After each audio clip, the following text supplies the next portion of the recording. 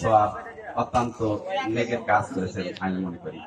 আপনারা সকলেই জানেন ইসলামের 5টি স্তম্ভ, কালেমা, নামাজ, রোজা, হজ, যাকাত। তার 3য় নম্বর হচ্ছে রোজা। রোজা অল আর ইকুয়াল, সবার জন্য সমান। ধনী গরিব যার উপর রোজা ফরজ হয়েছে, প্রত্যেক নরনারীর উপর রোজা রাখা ফরজ হয়েছে। তারই রোজার যেমন গুরুত্বপূর্ণ, রোজার এমনই একটা গুরুত্বপূর্ণ যে সহিষ্ণুভাবে রোজা রাখে আল্লাহ তাকে নিষ্পাপ করে দেন। এবং প্রতিটা আজকে যেমন সামনে 2টা রোজা আছে, একটা রোজার জন্য জাহান্নাম তার থেকে 70,000 বছর পিছিয়ে রাখেন। যাই হোক, আমাদের আজকে রোজার সাথে সাথে যে ইফতারের ফজিলত, আমার প্রিয় নবী হযরত মুহাম্মদ সাল্লাল্লাহু আলাইহি ওয়াসাল্লাম বলেছেন যে যদি কোনো বান্দা তার নেকি হাসিল করতে চায়, শুধু একমাত্র ইফতারের মাধ্যমে সে নেকি হাসিল করতে পারে। রোজার ইফতারের এমন একটা ফজিলত, যদি কোনো ব্যক্তি কোনো রোজাদার ব্যক্তিকে সামান্যতম ক্ষুদ্র রুটি, পানি ও জল দিয়ে ইফতারের করানোর ব্যবস্থা করলো, সেজন্য ওই রোজাদার ব্যক্তি রোজার দাবিদার হয়ে গেল, অংশদার হয়ে গেল, তার ওই সমপরিমাণ সওয়াব পাবে, তাতে রোজাদার ব্যক্তির রোজার সওয়াব ন্যূনতম পরিমাণও কমবে না। যাই হোক, আমি শুরুতে করছিল আমাদের রাজুর কলেজ শাখা ছাত্র দলের সভাপতি, আমি ছিলাম সহসভাপতি। সবাই চাকরি বাকরির ক্ষেত্রে, আমি ঢাকা দীর্ঘ প্রায় 32 বছর থাকি। আমরা 84 থেকে 88, আমাদের সাথে সবাই অনেকেই ছিল, হয়তো তখন তাদের এতটা, আমার তো 37 হইতে 38 বছর হয়ে গেছে।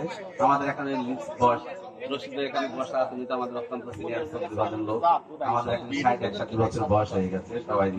এখন তো আমরা তো ওল্ড এজ চলে গেছি, এখন অনেকে চেনে না, যারা আমাদের ব্যাচে ছিল হয়তো বা চিনে, তখন ভাই ছিল, আমাদের ছোট ভাই।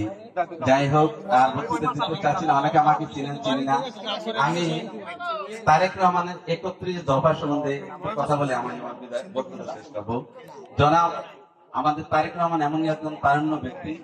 তার পরিচয় সূত্র হচ্ছে আমাদের বিএনপির প্রতিষ্ঠাতা শহীদ প্রেসিডেন্ট জিয়াউর রহমান এবং স্বাধীনতার ঘোষক, তারই সহধর্মিণী দেশ নেত্রী বেগম খালেদা জিয়া, তারই সুনামধন্য সন্তান, আজকের তারুণ্য, আগামী দিনের দেশ নায়ক জনাব তারেক রহমান।